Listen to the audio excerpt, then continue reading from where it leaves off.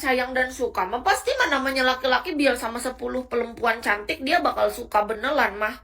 Kalau memang dia suka sama perempuan cantik.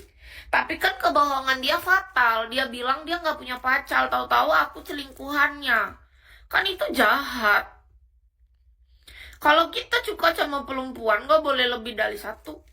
Kalau udah satu ya satu aja. Kecuali misalnya dia sama-sama tahu, kalian sama-sama main, yaitu beda urusan terserah kalian lah. Tapi kan ini beda cerita. Dia bohong dari awal, dia nggak ngasih tahu kondisinya seperti apa, makanya aku mau sama dia. Ternyata dia bohong aja, aku nggak suka. Tapi untung aja Tuhan baik sama aku.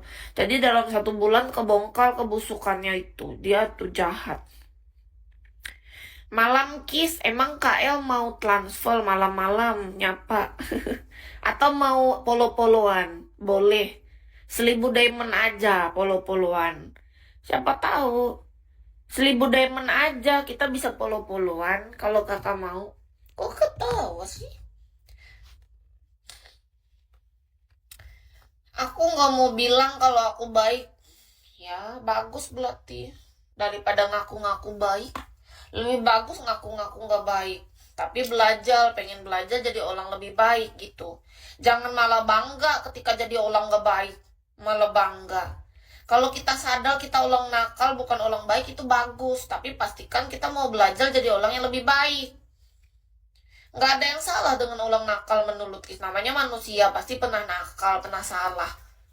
Pernah gagal, nggak masalah, tapi pastikan kita orang yang mau belajar, kita pengen jadi lebih baik, hidup lebih benar, jadi orang yang lebih layak gitu, hidupnya lebih baik, terus menerus. Iyalah, apa daya gue ingin memiliki, tapi ingat diri, kita nggak boleh memiliki apapun di dunia ini, nggak ada. Emang apa yang kita miliki di dunia ini nggak ada tahu? Coba dipikir ulang. Emang ada yang kita miliki di dunia ini, orang nyawa kita aja bukan milik kita. Napas kita sekarang nih yang kita hirup, emang ini semua milik kita? Enggak, semua tuh cuman titipan. Jadi nggak usah mau memiliki, emang kakak mau memiliki apa sih? Apa yang dimiliki detik ini? Nggak ada. Mau memiliki apa? Gaya banget mau memiliki pulau, memiliki dunia. Lebih lucu kalau mau merasa memiliki manusia. Emang kita Tuhan bisa memiliki manusia? Yang menciptakan kita yang maha kuasa. Jadi yang memiliki kita tuh yang maha kuasa. Kalaupun kita dipertemukan dalam sebuah pasangan tuh gak memiliki. Kita cuma saling jaga. Ngerti gak? Kita dititipin yang maha kuasa untuk saling jaga. Paham dah sampai di sana? Ngerti nggak? Kalau kita misalnya dipertemukan dengan di dunia ini satu sama lain, kita tuh sedang dititipin aja, dipercayakan oleh yang maha kuasa untuk saling jaga gitu loh. Bukan kamu milik aku milik kamu. Iyo. Kak, nggak boleh ngalah sama miliki. Kakak pikir sekarang yang jadi istri kakak itu milik kakak. Yang jadi suami kakak itu suami kakak. Anak itu yang lahir anak kakak. Enggak, dia tuh lagi dititipkan di rahim seorang ibu yang istri kakak itu. Lalu lahirlah seorang anak yang dititipin sebagai anugerah. Kalau niat terbaik, titipan rezeki dari yang maha kuasa. Jaga dan lawatlah anak itu. Gitu cara berpikirnya. Jangan tiba-tiba kakak berpikir, ini milikku semua. Aku harus menggenggam erat semua, tidak boleh pergi dari hidupku. Nggak bisa. Kalau kita siap untuk menerima, artinya kita siap untuk melepaskan. Misalnya kakak merasa memiliki, misalnya kakak punya 3 anak nih. Nah terus 3-tiganya mati malam ini, mohon maaf. Terus karena kakak merasa memiliki, pasti kakak sedih. Pasti kakak nggak ikhlas. Kakak bisa nyalahin Tuhan, kakak bisa marah sama sang pencipta, kakak bakal bilang gini. Banyak orang yang kayak gitu.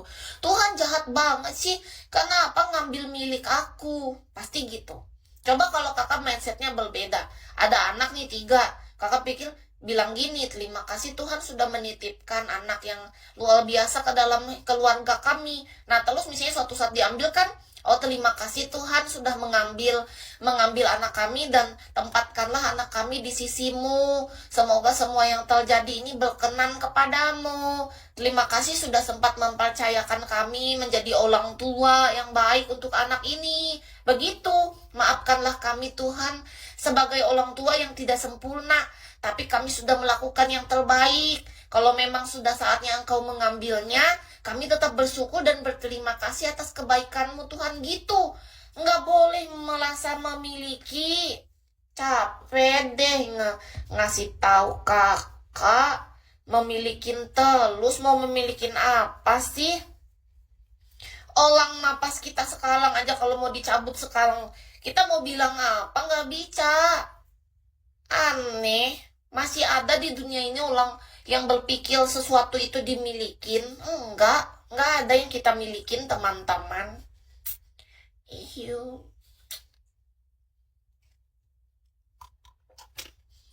Lubah mencetnya ya, supaya tidak salah Allah. Beneran, karena itu sangat berpengaruh sama kehidupan kita sekarang dan mendatang dan ke depan. Kalau nggak ada hasil sekarang, kita belajar untuk mengubah ini. Cara kita berpikir nanti yang repot kita sendiri. Serius loh. Iya, nanti itu kenapa Kis bisa bicara seperti ini? Karena cara berpikirku kan baru berubah. Kalau dulu kan aku juga punya pikiran memiliki dulu.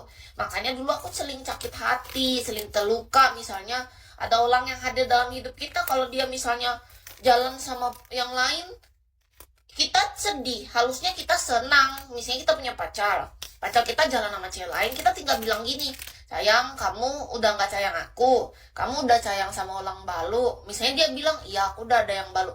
Ya udah, kalau gitu kamu sama dia aja, makasih ya udah pernah hadir dalam hidup aku. Kan gitu harusnya, kalau punya otak, kalau pinter, kalau misalnya kita udah tahu cara berpikir yang benar. Nah kalau dulu kan beda. Misalnya dia jalan sama yang lain, kamu kenapa sih jalan sama cewek lain? Kamu jahat sekali, kamu selingkuhin aku, kamu curangin aku. Apa salah aku sama kamu? Aku gak suka ya kalau kamu kayak gini sama aku. Kamu gak bisa apa bersyukur dengan kehadiran aku? Nih, ngapain? Kan gak penting. Kalau sudah jelas-jelas ada orang yang mengkhianati kita, ngapain kita jadi malah nangis? Ngapain malah kita merasa memiliki? Iya, kalau cemburu mahal wajar. Nangis sedih juga nggak apa-apa, tapi kita nggak boleh maksa keadaan. Kalau memang dia sudah jatuh cinta sama yang lain, kan bukan urusan kita lagi. Itu masalah perasaan orang yang bisa berubah. Perasaan manusia tuh bisa berubah. Misalnya kali ini nih, kakak punya istri. Istri kakak sayang banget sama kakak. Kalau besok tiba-tiba istri kakak balik sama mantannya, kakak nggak boleh sedih. Nggak apa-apa nangis sebentar, tapi habis itu ikhlasin aja. Istriku, kalau memang kamu pengen balik sama mantan kamu di usia pernikahan kita yang sudah bahkan berjalan 10 tahun dengan anak kita yang sudah 3 ini, aku tidak masalah kalau memang itu kehendakmu. Semoga kamu bahagia dengan dia. Kalau memang ini sudah jalan terbaik bagi kita, ya udah gitu. Daripada bilang, istriku yang cantik, aku akan membelikan apapun untukmu, apapun yang kamu minta, jangan tinggalkan aku. Ih, masa kayak gitu? Jangan tinggalkan aku, istriku. Ih, sama kayak Acu dulu dong. Masa kayak gitu kalian jadi cowok? Istriku, aku tidak bisa hidup tanpa kamu, istriku. Jangan pernah pergi tinggalkan aku. Laki-laki macam apa? Nggak boleh. Masa kayak gitu, Ci? Tidak akan, ya. Harus ikhlas, belajar. Namanya manusia itu emang bisa berubah. Jadi menurut Kis itu kita siap untuk perubahan. Itu memang kehidupan seperti itu.